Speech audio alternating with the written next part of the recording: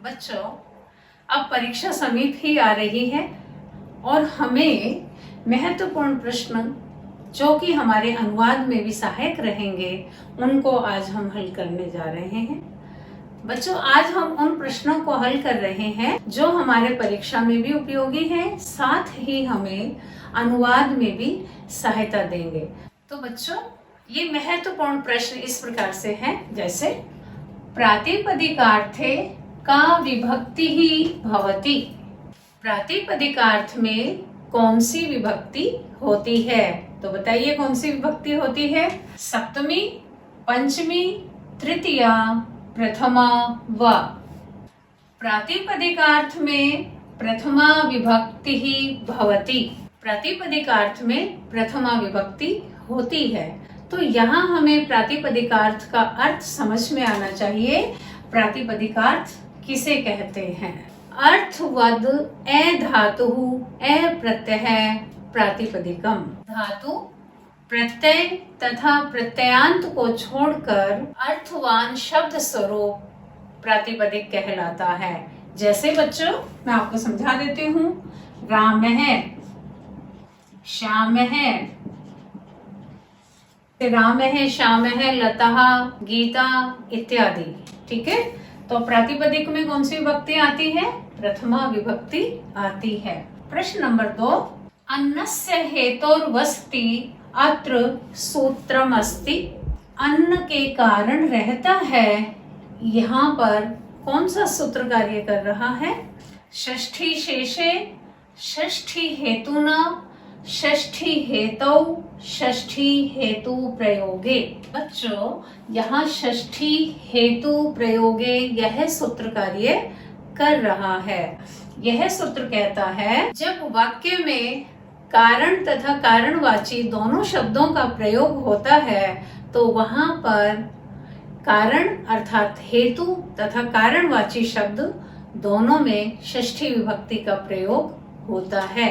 जैसे अन्नस्य हेतुः, पठनस्य हेतुः इत्यादि।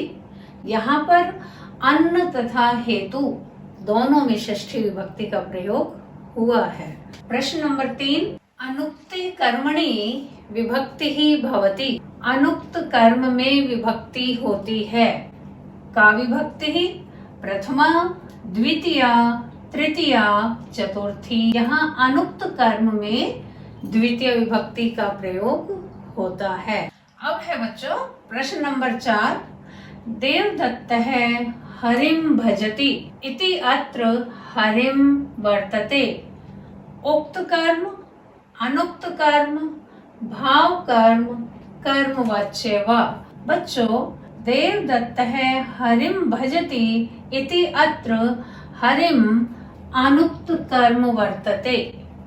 अनुक्त कर्म का क्या अभिप्राय है, इसे मैं आपको सरल भाषा में समझा देती हूँ। बच्चों, जब हम साधारण वाक्य बनाते हैं अर्थात कर्तृवाच्य में वाक्य बनाते हैं तो हमारा जो कर्म होता है वह अनुक्त कहलाता है।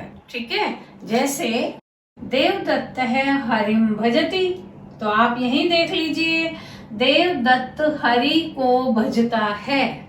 हरि को, यह हमारा अनुक्त कर्म है, तो हमारा उत्तर क्या होगा? अनुक्त कर्म, बी उत्तर होगा। हरिः देवदत्तेन सेव्यते अत्र हरिः कर्म किमस्ति। उक्त अनुक्त उभय भाव है व। तो बच्चों, यहाँ पर हरिः उक्त कर्म है। उक्त कर्म भी मैं आपको समझा देती हूँ। जब हम कर्मवाच्य का प्रयोग कर रहे होते हैं तो वहाँ कर्मवाच्य में हमारा जो कर्म है वह उक्त होकर प्रथमा विभक्ति में प्रयुक्त होता है।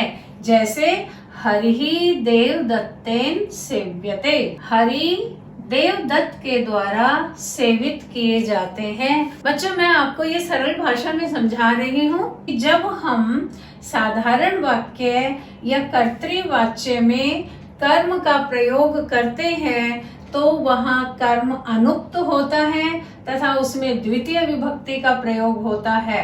तो अनुक्त कर्म में कौन सी विभक्ति आती है? द्वितीय। तथा जब हम कर्मवाच्य का प्रयोग करते हैं तो वहाँ हमारा जो साधारण वाक्य, जो कर्तृवाच्य का कर्म है, वह कर्म उक्त होकर प्रथमा में चला जाता है। तो उक्त कर्म में कौन सी विभक्ति आती है?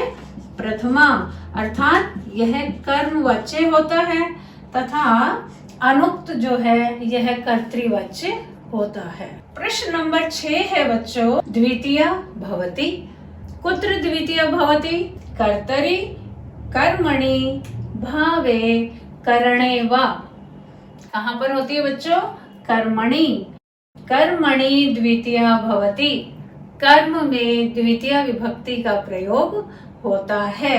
जैसे सह विद्यालयम गच्छति, तो विद्यालय को जाता है, इसलिए यहाँ विद्यालय में द्वितीय विभक्ति का प्रयोग हुआ है।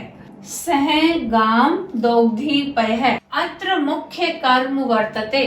इस उदाहरण में मुख्य कर्म कौन है बच्चों? गाम, पयः उभय किमपि नास्ति। पयः मुख्य कर्म है बच्चों। सह गाम दौग्धी पयः, एक प्रश्न और बन जाता है कि यहाँ गौण कर्म कौन है? तो कौन है इसमें गौण कर्म? गाम, यह गौण कर्म है। तो प्रस्तुत उदाहरण में दो कर्म है, गाम तथा पयः। पयः मुख्य कर्म है तथा गाम गौण कर्म है। यहाँ कौन सा सूत्र कार्य कर रहा है? एकथितम च।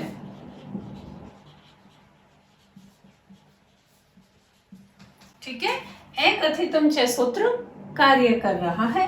प्रश्न नंबर 8, भयस्य हेतौ का विभक्ति ही भवति। भय के हेतु में कौन सी विभक्ति होती है? षष्ठी, सप्तमी, पंचमी, चतुर्थी वा।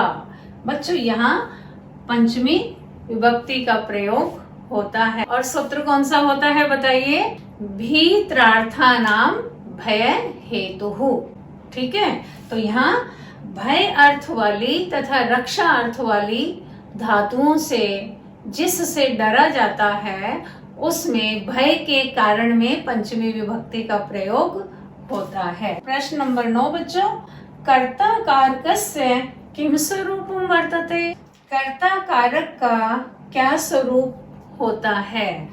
स्वतंत्र है, आधार है, अप्रतिपदिकार्थ है, अप्रत्यय है वा। क्या स्वरूप होता है बच्चों? स्वतंत्र है। तो बच्चों इस प्रकार से हमने कुछ महत्वपूर्ण सूत्रों का अध्ययन किया है। नेक्स्ट ट्यूटोरियल में अन्य प्रश्नों को हल करेंगे।